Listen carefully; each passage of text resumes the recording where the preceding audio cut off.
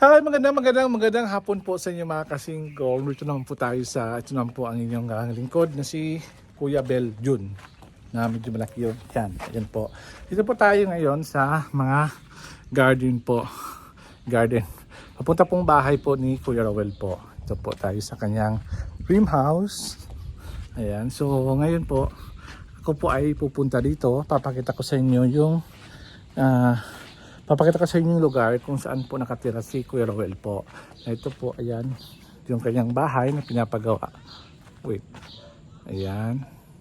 Yung bahay na kanyang pinapagawa. Mga kasingko, ayan po. Ayan, may ilaw na rin po yun dyan. Tapos, kung nakita niyo yung lugar, ayan po yung lugar kung saan ako dumadaan.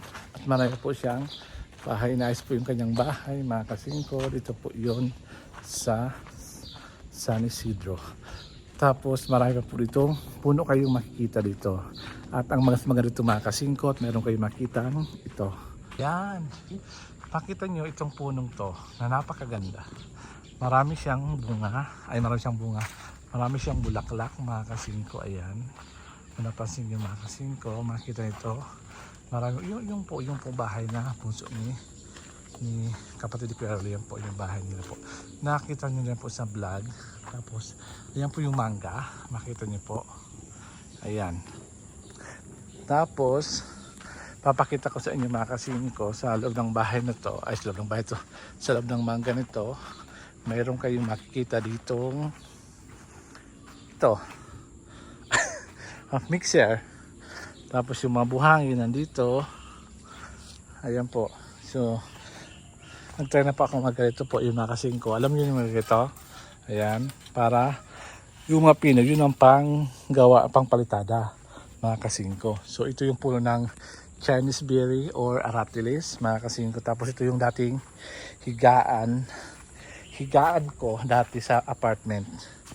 Nung kasi ayaw ko na higaan to kasi nagbukbuk to. Tapos ang ginawa ko, bumili ako ng bagong higaan doon sa apartment na ngayon ay higaan na ni Waka Waka or ni Joanna po. Ito po yung mga bonsai ni Kuya Raul na binili niya sa Cotabato. Ayan. Kailangan ito palakihin. Tapos lalagyan po yun ng mga alambre po. Kung shoutout naman dyan, comment below naman dyan yung mga marunong mag bonsai. Tapos meron ditong duyan. Usa ba naghihintay tayo ng mga tao, titira ng mga tao, ay kayo magduyan-duyan ka muna ito mga kasingko. Ayan, dito. Tapos sinabi ko sa inyo, may mga bunga to. Papakita ko sa inyo yung kanyang bulaklak na tumutubo sa gilid ng mga stem o branches ng mangga. Itong mangga po ay Carabao Mango. Papakita ko rin sa iba't klaseng bulaklak. Dito po siya. Para siyang lansones, namumulaklak po siya dyan sa mga branch po ng mangga po. Ayan. Kung napansin nyo, yan po ang kanyang bulaklak. At meron akong surprise sa inyo pa kasing ko. Wow, may bunga na po siya. Ayan. Ito, mamatko siya kasi siya ay mga sira na po. Ito natin ay mukhang sira rin to eh. Yun po lalaki. Ayan po, mga bunga po. Sana lumaki siya. Yung last year, si Jose, binigyan ako niyan, 4. Ang sarap na tamis. Nagminog po siya mga kasingko. Tignan niyo, oh. Ganyan po siya ang dito. Mangga, bulaklak po. Ganyan po ang bulaklak ng mga mangga dito. Nilagalan ito ng mga tauhan ni Rowel yung mga scaffolding.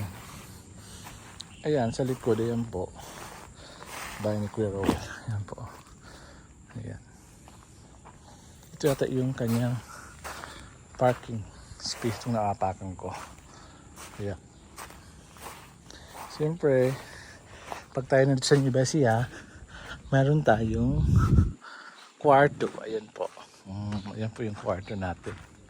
Puro mga laman ng tiles. Mga kasingko. Ayan. Medyo hinihingal talaga ako.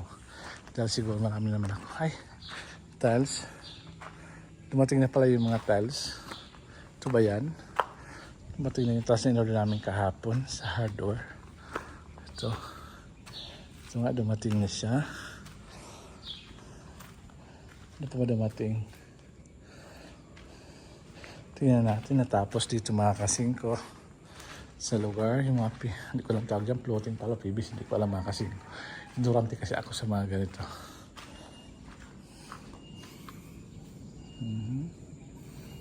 Ay, ganyan pala ang ganda.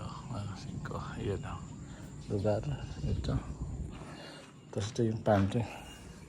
Stock room. Ayan. Oh. Medyo nag-echo kasi medyo malaki po ang bahay.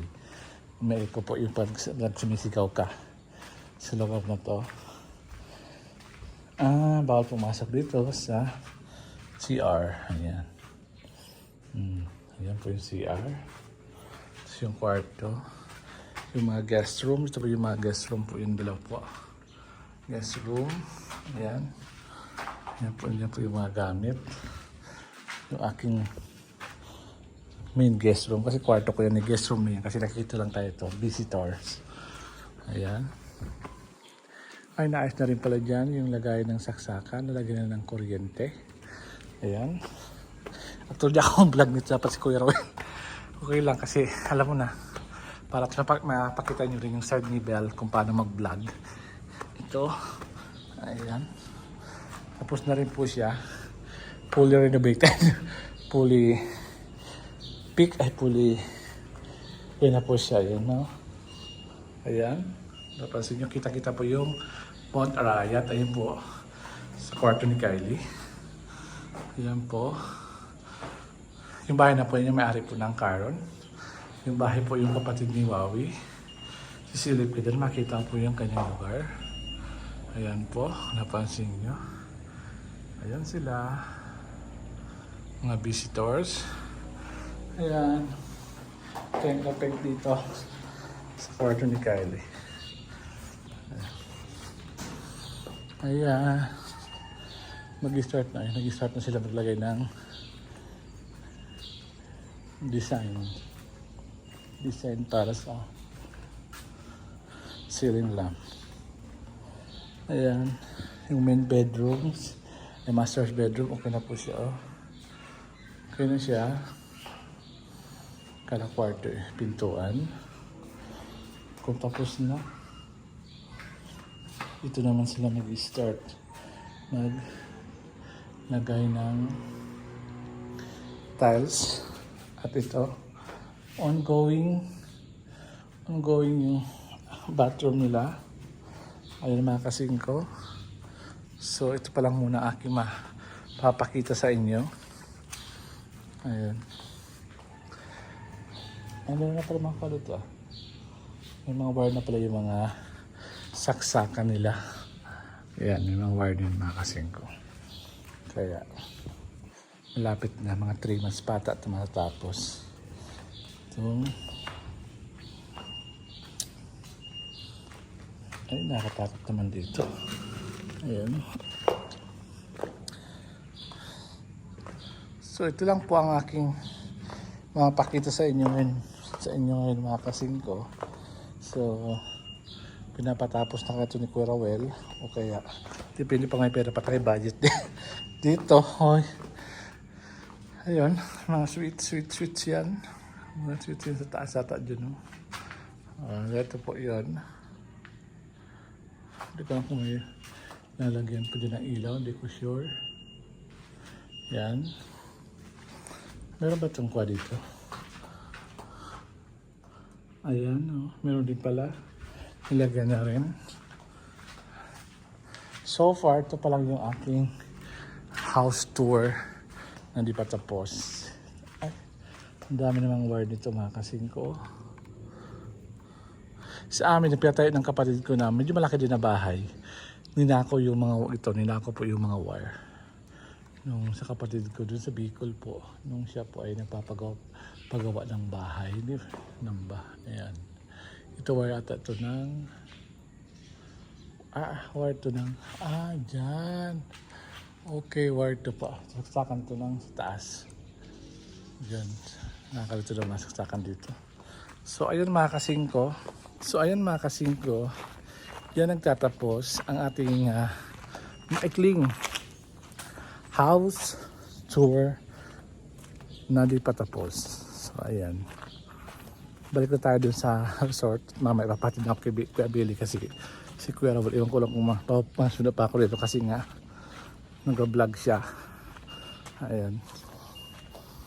So ito lang siguro ang ating vlog for today na hapon.